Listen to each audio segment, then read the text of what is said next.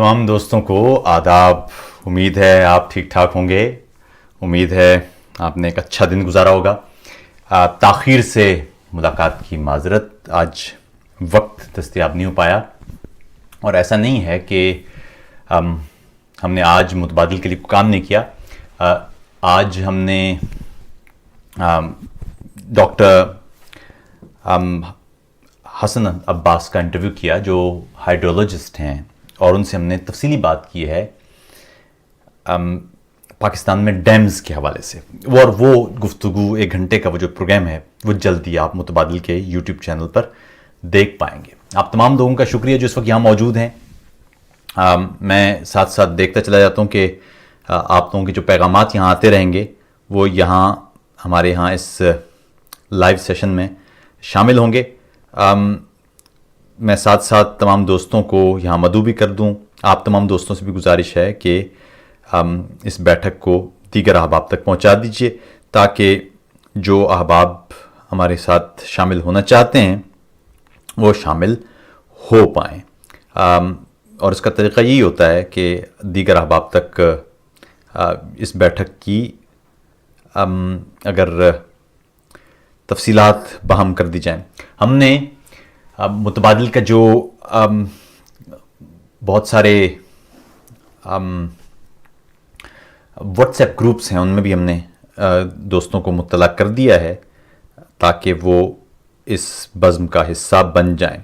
बहुत सारे दोस्तों को ये शिकायत होती है कि वीलॉग्स या तवील बैठकों की सूरत में मुलाकातें तो होती हैं, लेकिन बदकिस्मती से ऐसी सूरत में आप दोस्तों को सवालात का मौका नहीं मिल पाता। और इसी वजह से फिर बहुत सारे दोस्त ये शिकायत करते हैं कि आतिफ भाई सवालात का मौका होना चाहिए।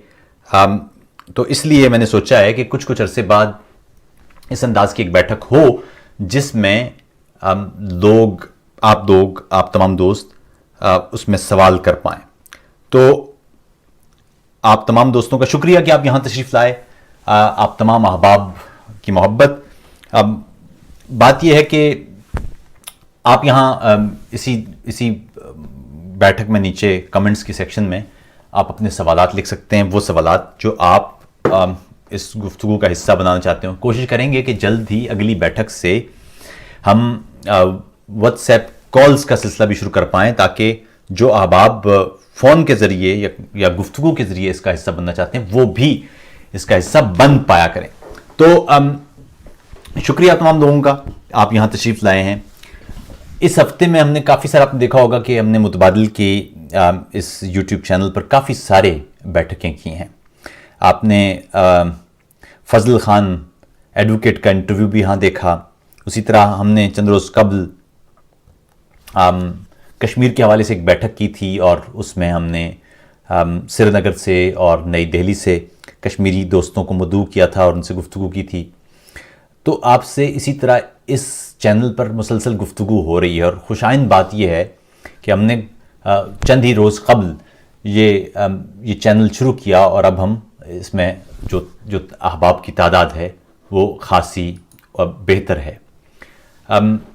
कोशिश करेंगे हम धीरे धीरे कि इस चैनल पर तमाम अहबाब जो हमारे इधर उधर बिखरे हुए हैं वो जमा हों, क्योंकि बहुत सारे दोस्त हैं उनकी ये राय थी कि यूट्यूब चैनल नहीं होना चाहिए, बल्कि जो फेसबुक पर हमारा पेज है वो काफ़ी है। लेकिन बदकिस्मती ये हो रही थी कि फेसबुक पर जितनी भी जो बैठकें होती हैं वो उनके साथ सबसे बड़ा मसला ये होता है कि वो जब तक मौजूद हों तब तक तो वो मौजूद होती हैं, यानी जैसे ही आप पोस्ट करते हैं उस वक्त वो बैठकें नज़र आ जाती हैं, लेकिन बाद में चंद रोज़ के बाद अगर आप उनको देखना चाहते हैं तो वो फिर वो सारे वो फिर बैठक मिलती नहीं आपको। बहुत सारे ऐसे मौज़ूआत हैं जिन पर गुफ्तगू हो चुकी, और ज़ाहिर है वो हर एक ही बात बार बार नहीं की जा सकती।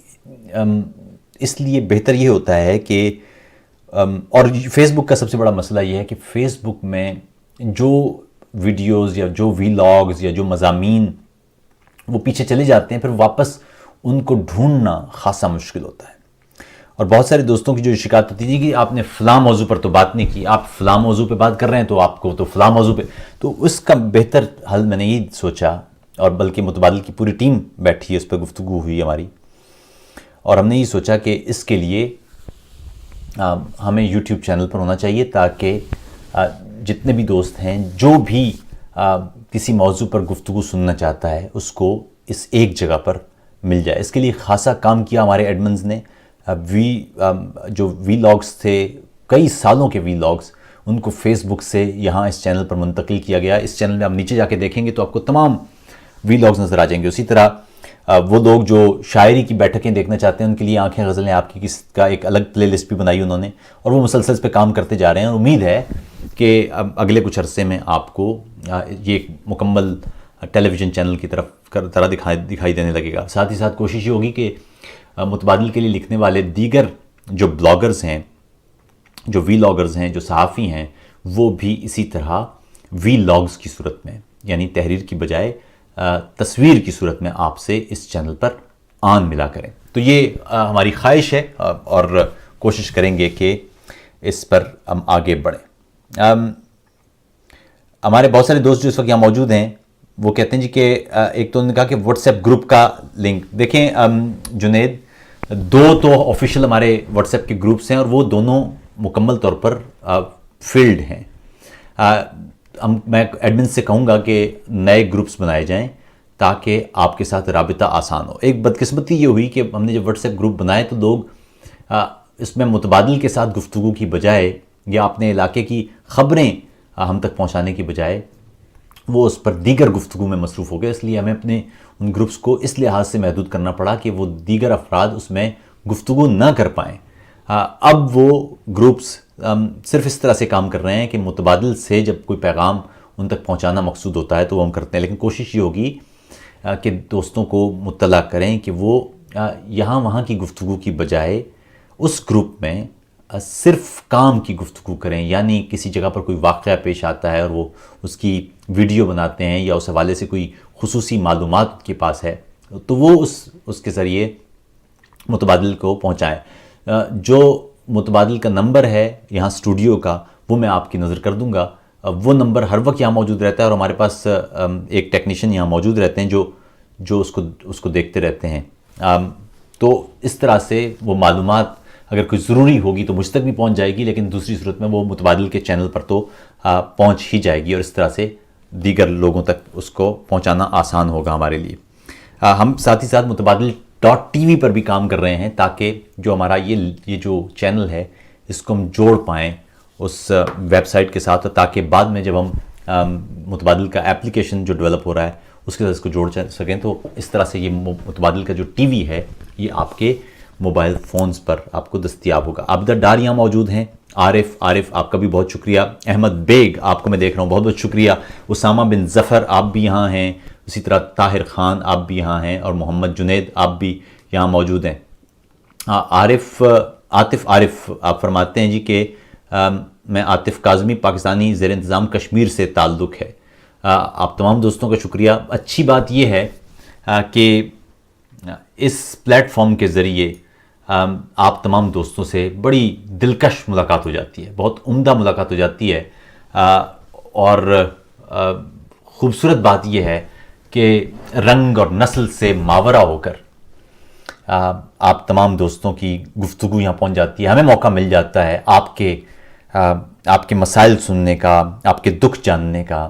کہتے ہیں کہ اگر آپ مسائل حل نہ بھی کر پائیں، لیکن اگر آپ کسی کے دکھ سن لیں فقط بیٹھ کے اور اسے یہ احساس دلا دیں کہ وہ تنہا نہیں ہے، بلکہ اس کا دکھ سمجھنے والے موجود ہیں، تو یہ خود اس دکھ کو یا اس دکھ کے کرب کو بانٹ لینے کی ایک صحیح ہوتا ہے۔ تو یہ خود ایک خوبصورت بات ہے۔ خیر، آپ تمام دوستوں کو شکریہ۔ مجھے صرف بتا دیں کہ کوئی جو سوالات ہوں وہ سوالات ہم تک پہنچاتے چلے جائیں۔ میں دیکھ رہا ہوں آصف خان یہاں موجود ہیں۔ آصف خان، آپ کا بہت بہت شکریہ کہ آپ تشریف لائے ہیں۔ آصف خان بھی کچھ روز قبل چترال کے علاقے میں گئے تھے اور انہوں نے متبادل کے لیے ایک عمدہ ڈاکیومنٹری بنائی ہے، وہ بہت جلد آپ اس کو دیکھ پائیں گے۔ اچھا، یہ ہمارے ایک عدیل کہتے ہیں جی کہ سر جب ہم گلف میں ہوتے تھے تو آپ کے سارے فیس بک لائیو دیکھتے تھے، یوٹیوب آپ نے بعد میں شروع کیا جب ہم پاکستان کے زیر قبضہ آزاد کشمیر واپس آ گئے۔ یہاں آپ کے پاکستان نے 4G نیٹ ورک سروس ہمارے لیے شجر ممنوع قرار دی دی، اس لیے ہم نہایت معذرت خواہ ہیں، یوٹیوب پر پروگرام میں شامل ہونے میں مشکلات کا سامنا ہے۔ اچھا، اسی طرح داؤد خان ہمارے ساتھ ہیں، آصف خان آپ بھی ہمارے ساتھ ہیں، بہت بہت شکریہ آپ تمام دوستوں کا۔ ایک چیز مجھے لگتا ہے کہ اس پر گفتگو کی ضرورت ہے، اور وہ یہ ہے کہ آپ نے دیکھا ہوگا کہ بہت اہم امور ہوتے ہیں لیکن میڈیا پر گفتگو نہیں ہو پا رہی ہے۔ گزشتہ روز آپ کو معلوم ہے کہ سپریم کورٹ نے APS واقعے کی جوڈیشل کمیشن رپورٹ اسے جاری کیا۔ اب ہونا تو یہ چاہیے تھا کہ پاکستان کے ٹیلی ویژن چینلز اس رپورٹ کے مندرجات قوم کے سامنے رکھتے، ان متاثرین کے پاس جاتے جن کے بچے اس واقعے میں جان سے گئے تھے، ان والدین سے ملتے جنہوں نے اپنے لخت جگر خود قبروں میں اتارے تھے، ان خواتین سے ملتے جنہوں نے اپنے خون آلود بچوں کو دیکھا تھا، ان کے دکھ سنتے، ان سے جاننے کی کوشش کرتے کہ کیا وہ اس رپورٹ سے مطمئن ہیں، کیا انہیں لگتا ہے کہ انصاف ہو گیا ہے۔ لیکن بدقسمتی دیکھیے کہ مقامی میڈیا سے اس پورے نیریٹو کو ختم ہی کر دیا گیا۔ یہ بدقسمتی کی شاید کوئی یوں سمجھے کہ بام اوج ہے۔ دکھ انگیز بات ہے کہ جو مظلوم ہیں، جو اس دکھ سے گزرے، میں آپ کو سیریس بتاؤں، میں ایک بچے کا باپ ہوں، میں امیجن بھی نہیں کر سکتا کہ اس بچے کو کچھ ہو جائے۔ تو آپ خود سوچئے، بچے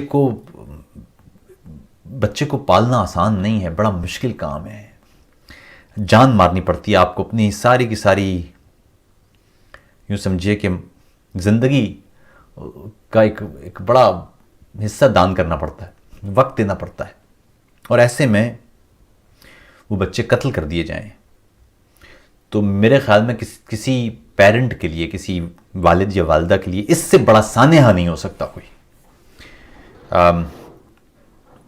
انگریزی میں تو کہتے ہیں کہ جو سب سے چھوٹا تابوت ہوتا ہے وہ سب سے بھاری ہوتا ہے۔ تو بات یہ ہے کہ اب یہ افسوسناک بات ہے کہ مقامی میڈیا کو بات کرنا چاہیے تھی اس رپورٹ کے حوالے سے، تفصیلی گفتگو ہونا چاہیے تھی لیکن نہیں ہو پائی۔ لیکن اسی لیے متبادل پر کل ہم نے فضل خان ایڈوکیٹ سے تفصیلی گفتگو کی، قریب کوئی 1 گھنٹہ، اور وہ تفصیلی گفتگو اور جس میں ان کے تحفظات، اس رپورٹ کے مندرجات اور اس واقعے کا پورا بیک گراؤنڈ وہ ہم نے کوشش کی کہ ان سے جانیں، اور وہ ہم نے اسی چینل پر آپ کے سامنے رکھ دیا ہے۔ آپ تمام لوگوں کا بہت شکریہ۔ احمد بیگ ہمارے ساتھ موجود ہیں، وہ کہتے ہیں جی I am from Gilgit Baltistan. اچھا، ایک دوست کہتے ہیں اسامہ بن ظفر کہ اگر کوئی متبادل سے منسلک ہونا چاہتا ہے تو کیا پروسیس ہے؟ دیکھیے 2-3 چیزیں ہیں۔ اگر آپ متبادل کے لیے لکھتے ہیں تو اس کا تو طریقہ یہی ہے کہ آپ آسانی سے ہمارے جو ایڈیٹوریل ڈیسک ہے mutbadiltv@gmail.com، اس پر اپنا بلاگ اپنی ایک تصویر کے ساتھ بھیجیں گے، ہمارے جو مدیر ہیں ان تک پہنچ جائے گا اور پھر وہ اس کو دیکھ لیں گے یا دیکھ لیں گی۔ اسی طرح اگر آپ متبادل کے لیے رپورٹ کرنا چاہتے ہیں تو رپورٹ کا طریقہ بھی یہی ہے فی الحال کہ آپ اپنی رپورٹ واٹس ایپ کے ذریعے ہم تک پہنچا دیں، ویڈیو ہو یا آڈیو ہو یا تحریری شکل میں ہو، تاکہ اسے پھر ہم جاری کر سکیں۔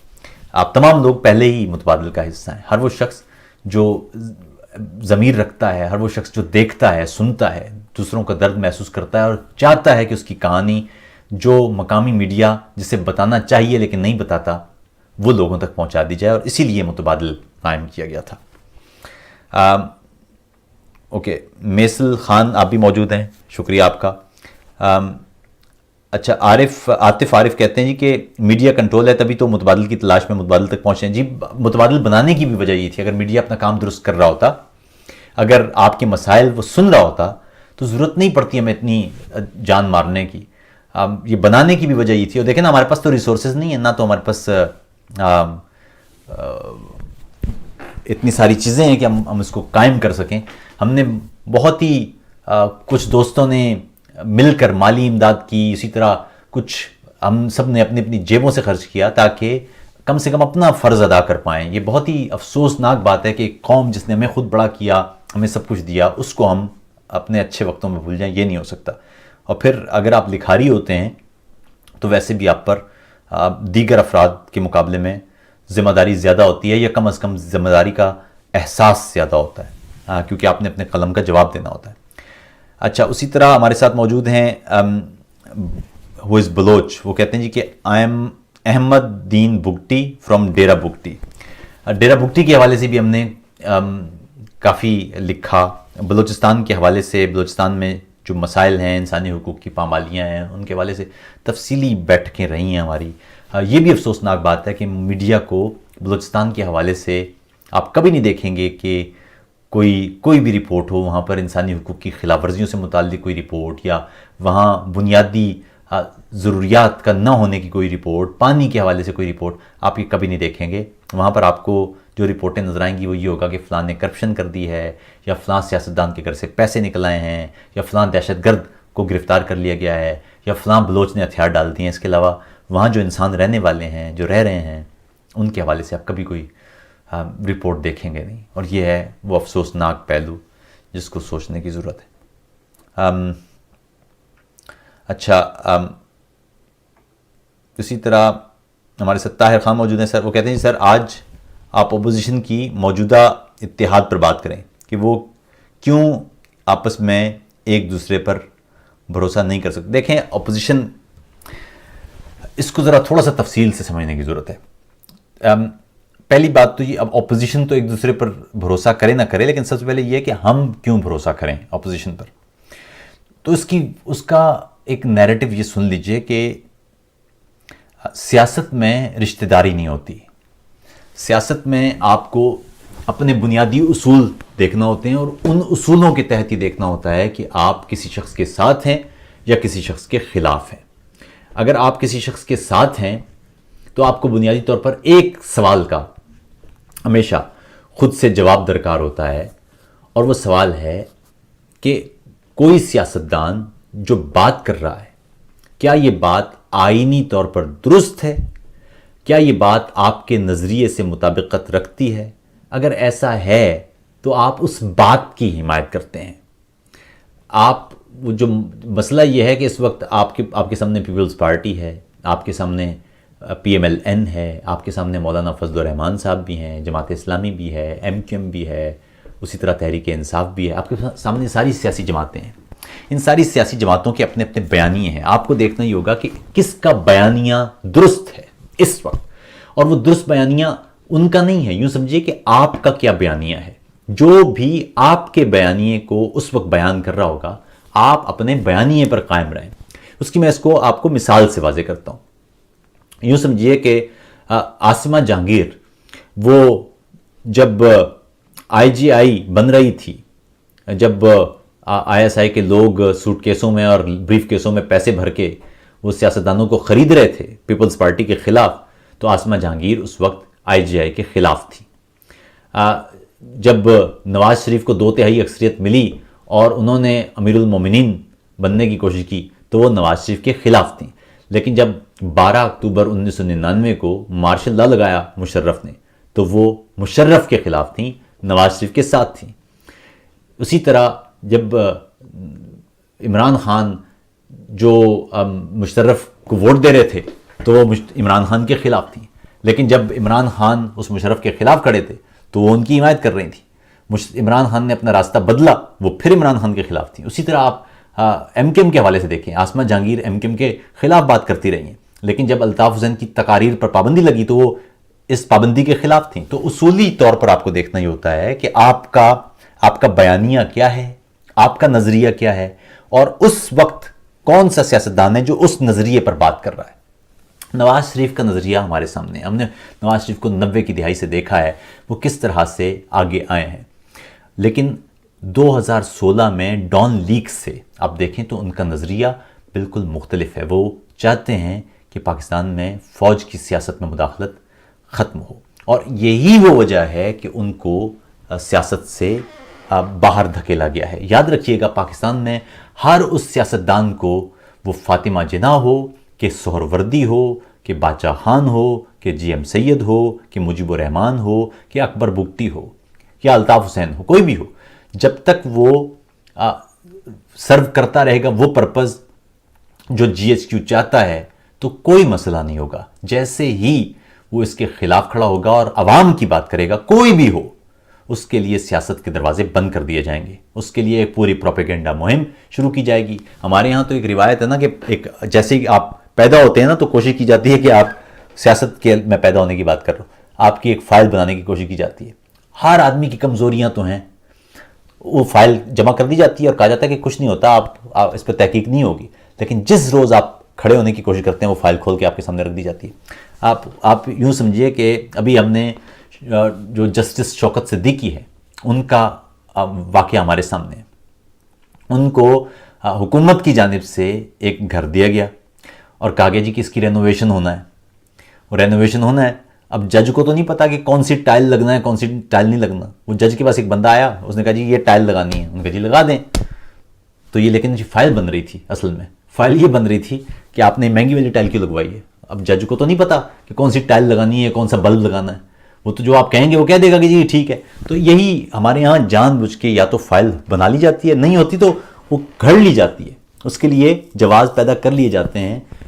یہی وجہ ہے کہ میں ذاتی طور پر 90 کی دہائی سے ہم مسلسل لکھتے رہے نواز شریف کے خلاف. بلکہ یوں سمجھیے کہ نواز شریف کی بھی حکومت تھی جب، تو وہ سائبر کرائمز کے بل تھے یا دیگر امور تھے، جو لوگ لاپتہ ہو رہے تھے، کریک ڈاؤن بھی تھے، بہت ساری ہم مسلسل نواز شریف کی حکومت کے خلاف لکھتے رہے. لیکن 2016 میں ڈان لیکس کے بعد سے ان کا جو ایک بیانیہ ہے وہ قدرے کنسسٹنٹ ہے. ہاں یہ الگ بات ہے کہ کئی مقامات پر نون لیگ نے اس بیانیے کے باوجود سمجھوتے کی کوشش بھی کی ہے، اور یہی وہ وجہ ہے کہ آپ دیکھ سکتے ہیں کہ نون لیگ میں بھی ایک خاص قسم کی تقسیم نظر آتی ہے، اختلاف نظر آتا ہے نظریاتی طور پر. ان میں ایک دھڑا ایسا ہے جو اب بھی مفاہمت اور سمجھوتے کی طرف جانا چاہتا ہے، اور ایک دھڑا وہ ہے جو چاہتا ہے کہ اب یہ معاملہ حل ہونا چاہیے، واضح طور پر یہ تقسیم ختم ہونا چاہیے کہ حکومت یا سیاست اس میں فوج کی مداخلت ختم ہو. ایک اور چیز بھی سمجھ لیجیے، وہ یہ کہ ہمارے ہاں یہ بڑی بدقسمتی ہے کہ یہ سمجھ لیا جاتا ہے کہ جب کوئی شخص سیاست میں فوج کی مداخلت پر بات کرتا ہے وہ فوج کے خلاف ہے. یہ فوج کے خلاف نہیں ہے بلکہ فوج کے حق میں ہے یہ بات. فوج جس بھی ملک میں سیاست میں مداخلت کرتی ہے اس کا وقار ہی مجروح نہیں ہوتا بلکہ ملک کا دفاع بھی مجروح ہوتا ہے. ملک کا دفاع خود بخود کمزور ہو جائے گا جب اس ملک کی فوج دوسری سرگرمیوں میں ملوث ہوگی. یعنی آپ خود سوچئے، ایک طرف آپ کا دعویٰ یہ ہے کہ پاکستان حالت جنگ میں ہے، آپ کا یہ دعویٰ ہے کہ پاکستان کو چاروں طرف سے دشمنوں نے گھیرا ہوا ہے، پاکستان ایک نازک ترین دور سے گزر رہا ہے، اور ایسے ماحول میں آپ کے پاس کیسے وقت ہو سکتا ہے کہ آپ واپڈا بھی چلا رہے ہوں، پی آئی اے بھی چلا رہے ہوں، حکومت بھی چلا رہے ہوں، انتخابات میں ہیر پھیر بھی کر رہے ہوں، سپریم کورٹ کے ججوں کو بھی فیصلے لکھ کے بھیج رہے ہوں، نیب بھی چلا رہے ہوں، ٹی وی بھی چلا رہے ہوں، صحافیوں کے لفافے بھی بھیج رہے ہوں. ایسے تو پھر آپ خود بہت سمجھ سکتے ہیں کہ سرحدوں اور دفاع کی صورتحال کیا ہو سکتی ہے اور کتنی خطرناک ہو سکتی ہے. یہ سیاست میں مداخلت جس ملک میں بھی آپ دیکھیں گے اس ملک میں بحران رہے گا. یاد رکھیے کہ سیاست اور معیشت یہ ایک دوسرے سے نتھی ہیں. جو پولیٹیکل اکانومی وہ اسی کو کہتے ہیں. اگر آپ ایک چیز کو متاثر کریں گے تو دوسری خود بخود متاثر ہو جائے گی. جس ملک میں سیاسی بحران ہوگا اس ملک کی معیشت کبھی اچھی نہیں ہوتی. جس ملک میں معیشت کو مسائل کا سامنا ہوگا اس ملک میں خود بخود سیاسی بحران بھی پیدا ہو جائے گا. یاد رکھیے کہ یہ عام نہیں ہے کہ آپ کے ہاں جمہوریت ہو، کہ بادشاہت ہو، یا کمیونزم ہو، یا کوئی بھی سسٹم ہو وہ مستحکم ہو. چین ہے نا وہاں سوشلزم ہے لیکن وہ مستحکم ہے تو ترقی ہو رہی ہے. امریکہ ہے وہاں پر جمہوریت ہے مستحکم ہے تو ترقی ہو رہی ہے. جیسے ہی وہ کوئی بھی سسٹم کوئی بھی نظام وہ مسائل کا شکار ہوگا, کسی طرح کی بحرانی کیفیت کا شکار ہوگا, خود بخود اس ملک کی معیشت وہ غیر یقینی کا صورت کا شکار ہونا شروع ہو جائے گی. جرمنی کی مثال آپ کے سامنے ہم نے دیکھا کہ جب جرمنی میں حکومت مسائل کا شکار ہوئی, یعنی جو حکومت ہے وہ تگڑی حکومت نہیں بن پائی, اتحادی حکومت بنی, ایک لوز سی حکومت, اس سے جرمن اکانومی کو نقصان پہنچا تھا. تا وقت ہے کہ ایک معاہدے کے تحت ایک مضبوط حکومت قائم نہیں کی. تو میں صرف بتانا یہ چاہ رہا ہوں کہ جب تک آپ مضبوط سیاسی نظام قائم نہیں کرتے, جب تک آپ جمہوریت یا کمیونزم یا مارکسزم یا سوشلزم یا کوئی بھی نظام یا اسلامی نظام, کوئی بھی نظام, اس کو کوئی بھی ہو لیکن وہ پھر طے ہو. آپ کا مسئلہ یہ ہے کہ 72 سال ہو چکے ہیں, ہر روز ہمارے یہاں ایک آواز آتی ہے, ادھر سے آواز آتی ہے جی خلافت آنی چاہیے تھی, ادھر سے آواز آتی ہے جی ملک میں شریعت آنی چاہیے تھی, ادھر سے آواز آتی ہے کہ ملک میں مدینہ ریاست بننی چاہیے, ادھر سے آواز آتی ہے نہیں جی جمہوریت ہونی چاہیے, پھر پیچھے سے آواز آتی ہے نہیں جی جرنیل کے پاس حکومت ہونی چاہیے, امریت ہونی چاہیے. جو قوم اس حد تک بٹی ہوئی ہو, اس ملک کی کیا اکانومی, کیا تعلیمی نظام, کیا صحت عامہ کا نظام, کیا بہبود کا نظام, وہ ملک کبھی ترقی عموماً نہیں کر سکتے جہاں پر حالات کچھ اس انداز کے ہوں. خیر, میں آپ کو صرف اس وقت اگر آپ دیکھ پائیں ہماری اسکرین پر جو نمبرز ہیں وہ آپ دیکھ پائیں گے. ان نمبروں میں ہمارا جو واٹس ایپ کا نمبر ہے وہ موجود ہے, اور وہ اگر چاہیں گے آپ تو آپ وہاں میسج کر دیں گے تو میں کہہ دوں گا یہاں پر اپنے اسٹوڈیو میں کہ آپ لوگوں کے لیے الگ گروپ بنا لیا جائے متبادل. اچھا, ابھی ایک ہمارے دوست ہیں وہ لکھتے ہیں جی کہ گلگت بلتستان, دیکھیں گلگت بلتستان کے صوبہ بنائے جانے کی گفتگو ہو رہی ہے. پہلی بات تو یہ ہے کہ پاکستان کے دستور میں تبدیلی کی ضرورت پڑے گی اگر ایسا کچھ کام ہوتا ہے تو, کیونکہ پاکستانی دستور کے مطابق. اچھا میں ایک بات بتا دوں, میں نے بھی کوئی ویلاگ بھی کیا تھا, میں نہ اس کے حق میں ہوں کہ صوبہ بنے, نہ اس کے خلاف ہوں, نہ آزادی کے حق میں ہوں, نہ تقسیم کے حق, میں کسی کے حق میں نہیں ہوں, نہ کسی کے خلاف ہوں. میرا واحد پوائنٹ آف ویو یا نقطہ نظر یہ ہے کہ کوئی بھی فیصلہ ہو وہ مقامی افراد کی مرضی سے ہو. ہم نے دیکھا کہ فاٹا کا پورا مرجر وہ فاٹا کے لوگوں کی مرضی کے بغیر کر دیا گیا. فاٹا کے لوگوں کی مرضی چاہے ہی خیبر پختونخوا کے ساتھ اتحاد کی ہی ہو, مگر وہ پوچھیں تو صحیح ان سے. اسلام آباد میں پنڈی میں لوگ بیٹھ کے مختلف قومیتوں کے فیصلے نہ کریں. ایسی کوئی بھی صورتحال ہو وہاں مقامی افراد سے رائے لی جائے, اس رائے کی بنیاد پر فیصلے کیے جائیں تاکہ بحران پیدا ہی نہ ہو, امن قائم رہے, کشیدگی کی صورتحال نہ ہو, تناؤ نہ ہو. گلگت بلتستان کے حوالے سے بھی ایک شرمناک صورتحال یہ ہے کہ اچھا ایک سیکنڈ, ایک لمحہ ٹھہریے گا, مجھے شاید اس کو دوبارہ سے آن کرنا پڑے گا. جی, تو جو شرمناک صورتحال ہے وہ یہ ہے کہ ابھی ہم نے دیکھا کہ اپوزیشن جماعتوں کا اجلاس ایک آرمی چیف نے بلایا جس میں ISI چیف بھی موجود تھے, اور اس میں گلگت بلتستان کے صوبہ بنائے جانے سے متعلق گفتگو. اور شیخ رشید صاحب فرماتے ہیں کہ جی جو یہ گفتگو ہے یہ تو بس 5-7 منٹ کی تھی, اور 5-7 منٹ کے بعد یہ سب طے ہو گیا تھا کہ جو گلگت بلتستان میں انتخابات ہوں گے تو اس کے فوراً بعد اس کے بارے میں فیصلہ ہو. لیکن اہم بات یہ ہے کہ گلگت بلتستان کا کوئی نمائندہ وہاں تھا کیا؟ گلگت بلتستان کے لوگوں سے پوچھا گیا؟ یہ ازیوم کیسے کر لیا گیا کہ وہ صوبہ چاہتے ہیں یا نہیں چاہتے؟